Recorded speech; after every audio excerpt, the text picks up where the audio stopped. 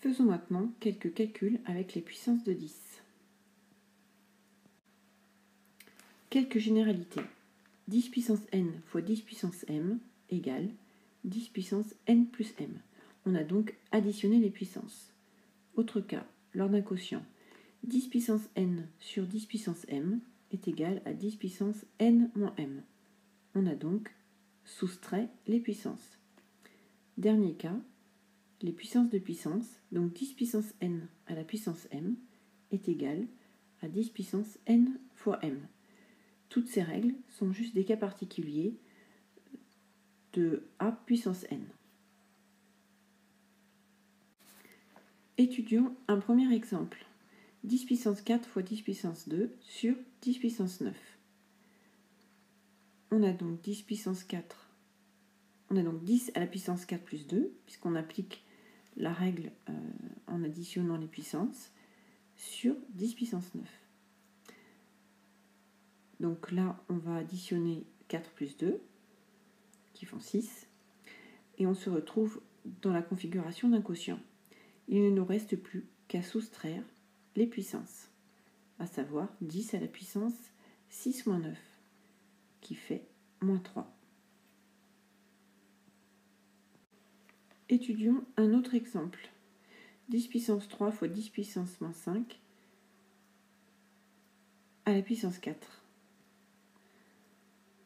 On a donc 10 puissance 3 fois 10 à la puissance moins 5 fois 4, puisque lorsque l'on a des puissances de puissance, on multiplie les puissances. Après calcul, on obtient 10 puissance 3 fois 10 puissance moins 20. Puis, on se retrouve avec un produit. Il ne nous reste plus qu'à additionner les puissances.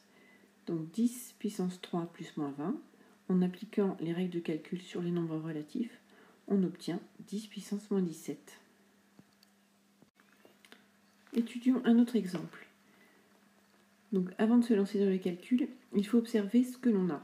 Là, au numérateur, on a des puissances de puissance, et au dénominateur, aucun calcul n'est à faire. Donc il suffit de commencer par calculer 10 puissance 8 à la puissance 3, de réécrire le dénominateur, d'effectuer les calculs, qui nous donnent donc 10 puissance 8 à la puissance 3, ça fait 10 puissance 8 fois 3, 24. Et on se retrouve avec un quotient, donc il suffit là de soustraire les puissances. Donc on va écrire 10 puissance 24 moins 5. Donc là il faut appliquer les règles de calcul sur les nombres relatifs, à savoir que pour soustraire un nombre, on ajoute son opposé. Et on obtient après calcul 10 puissance 29. Voyons comment calculer avec un nombre où il y a une puissance de 10 et un nombre en écriture décimale. Il suffit pour cela de se représenter l'écriture décimale de 10 puissance 3. 10 puissance 3, c'est égal à 1000. On a ainsi 27,63 fois 1000, ce qui donne 27 630. Je vous rappelle que pour multiplier par 1000, il suffit de décaler la virgule de 3 rangs vers la droite. Ainsi, étudions un autre exemple. 45,7 fois 10 puissance 3. Donc là encore, pour multiplier par 10 puissance 3, il suffit de multiplier par 1000, ou encore donc tout simplement de décaler la virgule de 3 rangs vers la droite. Donc il faut se rappeler que 47,7, c'est aussi 47,700, ce que l'on appelle des zéros inutiles. Donc on peut directement écrire que c'est égal à 45 700. Étudions les calculs avec des puissances de 10 négatives. 27,63 fois 10 puissance moins 3. On peut commencer par passer par l'écriture décimale si on ne maîtrise pas encore les notations, les puissances de 10. Donc 10 puissance moins 3, c'est égal à 0,01. La puissance est négative. Et donc, comme c'est moins 3, on aura 3 chiffres après la virgule.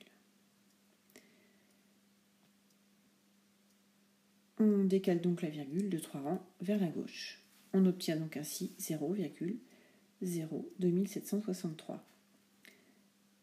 Appliquons donc à cet nouvel exemple 2,61 fois 10 puissance moins 3.